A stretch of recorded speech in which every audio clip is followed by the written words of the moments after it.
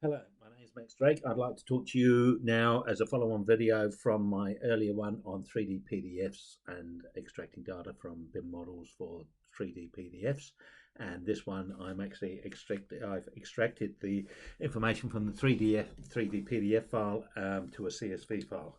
This is the macro sheet that I use. This is the front end here, and it shows one on the right hand side how to actually extract the data from the 3D PDFs and the little buttons of how to drive the macro. If we go to the macro sheet here, we have some data in there. We just blow it away. We're going to import the first file, which was the ballet theatre.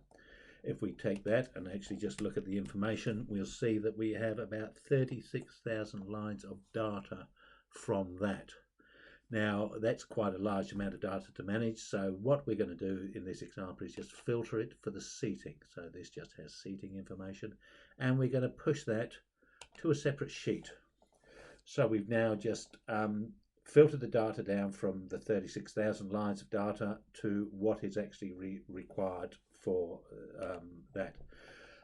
The seating only. We'll now filter again within the sheet, and we'll filter by chair number. So if we do that there, you'll see here's our numbers.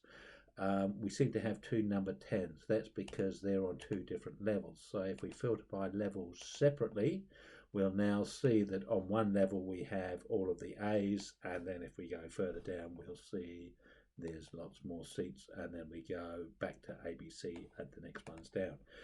The total number of seats are about 1,550, so a reasonable amount of seats in that theatre.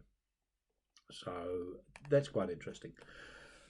We'll blow that data away and we will import the data from the library. I just want to demonstrate more the flexibility of this tool. First, we'll now filter this one by rooms, and we've now got anything to do with rooms, and we push the room data across, and we now have the room data. I'm now going to filter that again just so I can filter by room number, so it's easier to manage.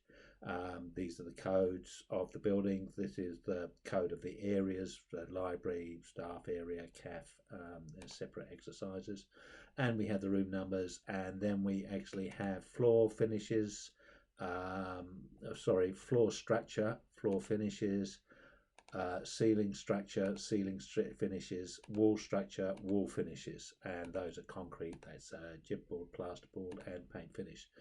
We get the floor and ceiling areas, so that's the total area of the floor, and we're assuming that it's straight walls, so the ceiling area is exactly the same. Total wall area, this wall area is actually net wall area, so it's total wall area, and you subtract the windows and the doors from it, and that is what's left. So that's the paintable area of the walls. We also have room perimeters, which we can actually use to calculate the amount of scotia and skirting that we would actually have on that as well. So there's the data for the rooms. We can go back and we can export that to a separate sheet. So if we get room 6, we can go OK, and it will now go and create a new sheet called Cuckoo, and just get on with it, will you? Save. And now we have a new file called Cuckoo, which has all of that room data in there.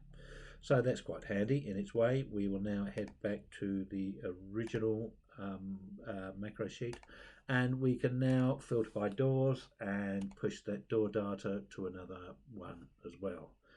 There we go, and we can do the macro again, and we can filter by windows, and we can push that to another sheet as well. So on this, for doors and windows, we get a mark on them. So the mark here is window dash whoops, where the hell's that? Windows here, dash 0302. So that's an internal window.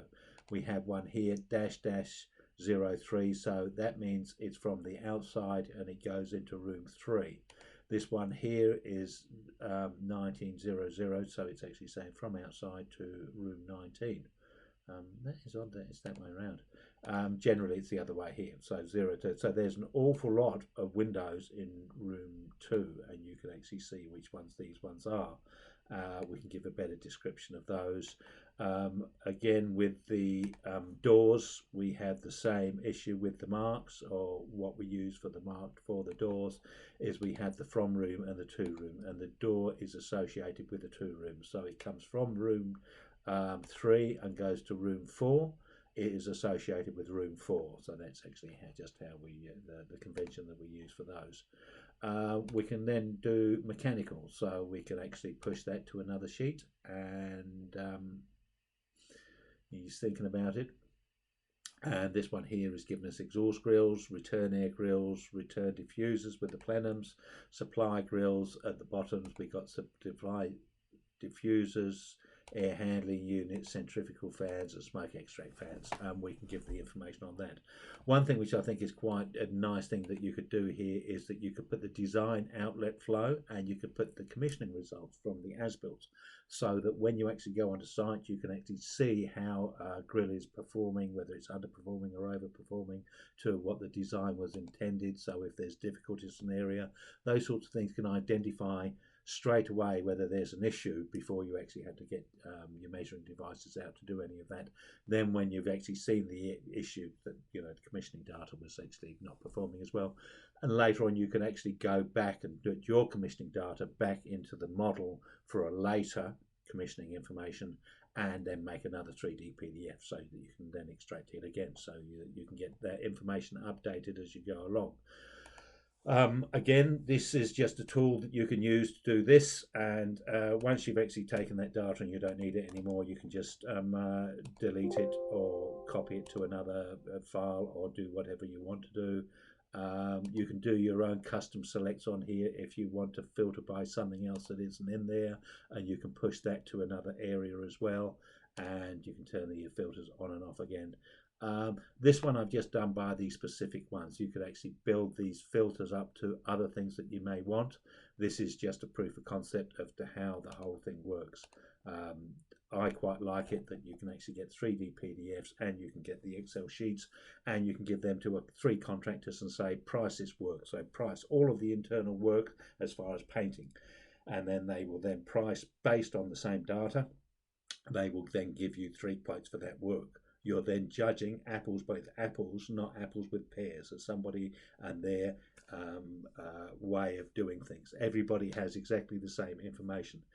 If there is ambiguity in the information, or the information is wrong, somebody goes and measures on site and says, well, actually, this says there's that much wall area, whereas in fact there's a bigger wall area.